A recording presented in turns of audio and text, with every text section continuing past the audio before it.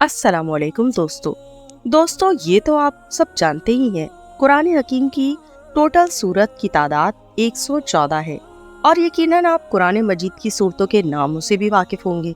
लेकिन आज जो हम आपको मालूमात देने वाले हैं वो आपके बहुत काम आने वाली है, क्योंकि आज हम आपको कुरान मजीद की तमाम सूरतों की उनके नाम और उनकी मायने के साथ मालूमात फराहम करने वाले हैं। तो हमारी वीडियो को एंड तक ज़रूर देखिएगा और खुद भी सुनिए, समझिए, अपने बच्चों और अपने प्यारों तक भी ज़रूर पहुंचाइए, ताकि उन तक ये मालूमात पहुंचाना भी आपके और हमारे हक में सदका जारिया साबित हो। तो चलिए आइए वीडियो का आगाज़ करते हैं। कुरान हकीम की सबसे पहली सूरत है सूरह फातिहा। सूरह फातिहा कुरान हकीम की सबसे पहली सूरत है और इसके बहुत से फ़ज़ाइल हैं। लफ्ज़ फातिहा फतह से निकला है। इसका मतलब किसी भी चीज़ का आगाज़ करना या उसका इफ्तिताह करना। तो अल्लाह ताला ने कुरान मजीद की इब्तिदा सूरतुल फातिहा से की। इसे उम्मुल किताब और उम्मुल कुरान भी कहा जाता है। कुरान हकीम की दूसरी सूरत है सूरह बकरा। अरबी में बकरा गाय को कहा जाता है और इस सूरत में गाय के वाक़े का जिक्र है, इसीलिए सूरत का नाम सूरह बकरा है। तीसरी सूरत है सूरह आले इमरान। आले इमरान का मतलब इमरान की औलाद और इस सूरत में आले इमरान का तस्करा है। कुरान हकीम की चौथी सूरत है सूरह निसा। निसा अरबी में औरतों को कहा जाता है और सूरह निसा में औरतों की ज़िंदगी से मुतालिक बहुत मालूमात है। तो मेरी आपसे एक दरख्वास्त है कि मेरी बहन, बेटियां और मेरी तमाम दोस्तें सूरह निसा को ज़रूर तर्जुमे के साथ पढ़ें और समझें। पांचवी सूरत है सूरह मायदा। अरबी में मायदा दस्तरखान को कहा जाता है। छठी सूरत है सूरह अल-अनाम। अल-अनाम जानवर और मवेशियों को कहा जाता है।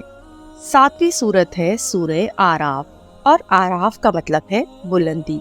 कुरान हकीम की आठवीं सूरत है सूरतुल अनफाल।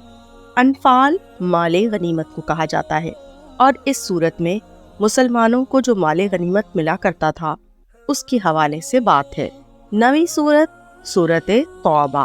तौबा का मतलब है माफ़ी और ये वो सूरत है जिसका आगाज़ बिस्मिल्लाह के बगैर होता है। कुरान हकीम की 10वीं सूरत है सूरह यूनुस और जैसा कि आप जानते हैं यूनुस अलैहिस्सलाम एक पैगंबर हैं, तो इस सूरत में यूनुस अलैहिस्सलाम का वाक़या जिक्र है। कुरान हकीम की 11वीं सूरह है सूरह हूद। हूद भी एक पैगंबर का नाम है और इसमें हूद अलैहिस्सलाम की कौम का जिक्र है। 12वीं सूरत भी एक पैगंबर पर है, सूरह यूसुफ, और यूसुफ अलैहिस्सलाम भी पैगंबर हैं और इस सूरत में उनका पूरा वाक़या जिक्र है। 13वीं सूरत है सूरह राद। राद अरबी में बादल की गरज को कहा जाता है। चौथी सूरत भी पैगंबर के नाम पर है, सूरह इब्राहीम, और इसमें इब्राहीम अलैहिस्सलाम से मुतालिक वाक़यात हैं। 15वीं सूरह है सूरह हिज्र। हिज्र वैसे अरबी में पत्थर को कहा जाता है और यहाँ पर एक मकाम का नाम है। 16वीं सूरत है सूरह नहल, शहद की मक्खी। 17वीं सूरत है सूरह बनी इसराइल। बनी इसराइल मतलब हज़रत याकूब अलैहिस्सलाम की औलाद और इसमें सूरह बनी इसराइल के हालात व वाक़यात और उनके किस्से का जिक्र है। 18वीं सूरत है सूरह कहफ। कहफ अरबी में गार को कहा जाता है।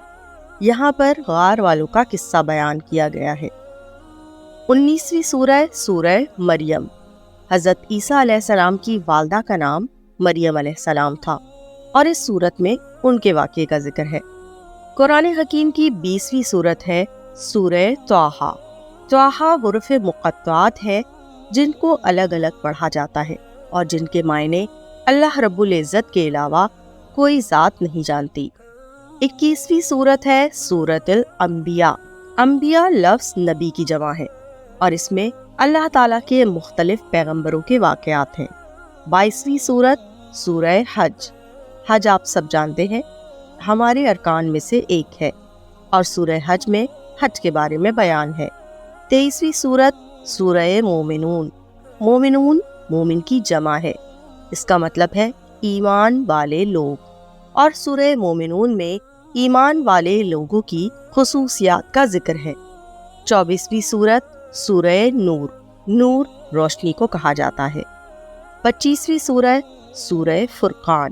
فرقان کا مطلب ہے فرق کرنے والا یا والی، کیونکہ قرآن کو بھی فرقان کہا جاتا ہے، اور فرقان کا مطلب ہوتا ہے فرق کرنے والی، یعنی کہ حق اور باطل، اچھے اور برے، بھلائی اور برائی میں امتیاز کرنے والی، یعنی قرآن حکیم۔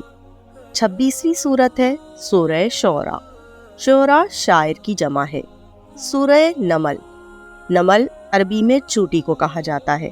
اس سورت میں حضرت سلیمان علیہ السلام کے اس واقعے کا ذکر ہے جس میں چوٹی نے کہا تھا کہ گزر جاؤ، کہیں سلیمان کا لشکر تمہیں کچل نہ دے۔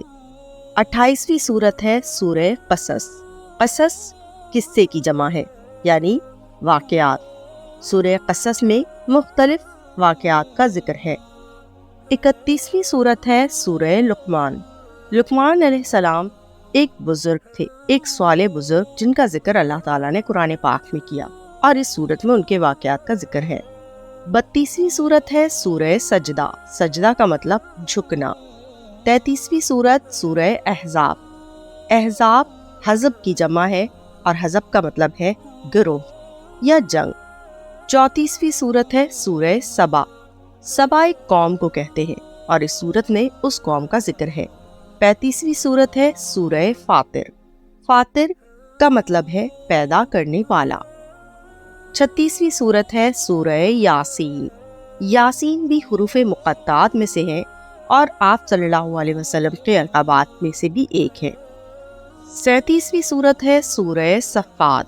صفات مطلب صف بستہ۔ 38ویں سورت سورہ سعاد۔ سورہ سعاد بھی حروف تہجی میں سے ایک ہے، اور اس کے معنی بھی اللہ تعالیٰ کو معلوم ہے۔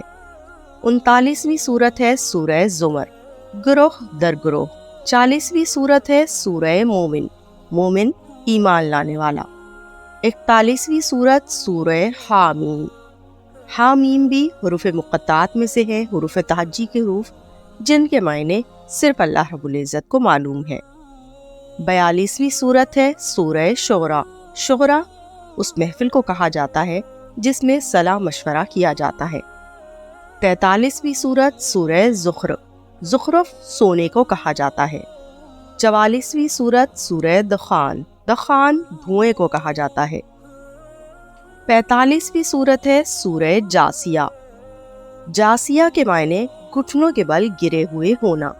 46ویں سورہ سورہ الاحقاف۔ احقاف ایک جگہ کا نام ہے۔ 47ویں سورہ سورہ محمد۔ محمد صلی اللہ علیہ وسلم کا نام و مبارک ہے، اور یہ سورت آپ صلی اللہ علیہ وسلم کے بارے میں ہے۔ 48ویں سورہ سورہ فتح۔ فتح مطلب جیت، کامیابی۔ 49ویں سورت سورہ حجرات۔ حجرات حجرے یا کمرے۔ 50ویں سورت سورہ قاف۔ قاف بھی حروف تہجی کا حرف ہے، اور جس کے معنی اللہ رب العزت جانتے ہیں۔ 51 سورت سورہ زاریات۔ زاریات گرد اڑانے والی ہوا۔ 52 سورت سورہ طور۔ طور پہاڑ کو کہا جاتا ہے۔ 53 سورت سورہ نجم۔ نجم عربی میں ستارے کو کہتے ہیں۔ سورہ نمبر 54 سورہ قمر۔ قمر عربی میں چاند کو کہا جاتا ہے۔ سورہ نمبر 55 سورہ رحمان۔ رحمان اللہ تعالیٰ کی صفات میں سے ہے، اور اللہ تعالیٰ کے اسماء الحسنی میں۔ رحمان کا مطلب بہت زیادہ رحم فرمانے والا۔ سورہ نمبر 56 سورہ واقعہ۔ یہ سورہ قیامت کے احوال پر مبنی ہے۔ سورہ نمبر 57 سورہ حدید، لوہا۔ سورہ نمبر 58 سورہ مجادلہ، بحث، تکرار یا جھگڑا۔ مجادلے کا مطلب بحث، تکرار یا جھگڑا ہے۔ سورہ نمبر 59 سورہ حشر۔ حشر کا مطلب جمع ہونا، مرنے کے بعد دوبارہ زندہ ہونا، یعنی قیامت کا دن۔ سورہ نمبر 60 سورہ ممتحنہ۔ ممتحنہ امتحان لینے والی۔ سورہ نمبر 61 سورہ صف۔ صف بستہ۔ سورہ نمبر 62 سورہ جمعہ، دنوں میں سے ایک مبارک دن ہے۔ سورہ نمبر 63 سورہ منافقون۔ منافقون منافقوں کی جمع ہے، اور اس میں منافقوں کی خصوصیات ہیں۔ سورہ نمبر 64 سورہ تغابن۔ تغابن، خسارہ سے دوچار ہونا۔ دوستو یہ سلسلہ اب یہ مکمل نہیں ہوا، ہم اسی سلسلے کو اپنی اگلی ویڈیوز میں جوڑیں گے۔ تو ہم امید کرتے ہیں آپ کو ہماری آج کی ویڈیو پسند آئی ہوگی۔ اگر آپ کو ہماری آج کی ویڈیو پسند آئی تو ہمارے چینل معلومات کو لائک کیجیے اور شیئر کیجیے اور بیل آئیکن دبانا بالکل مت بھولیے تاکہ ہر نئی آنے والی ویڈیو کی نوٹیفکیشن آپ کو مل سکے۔ اللہ حافظ۔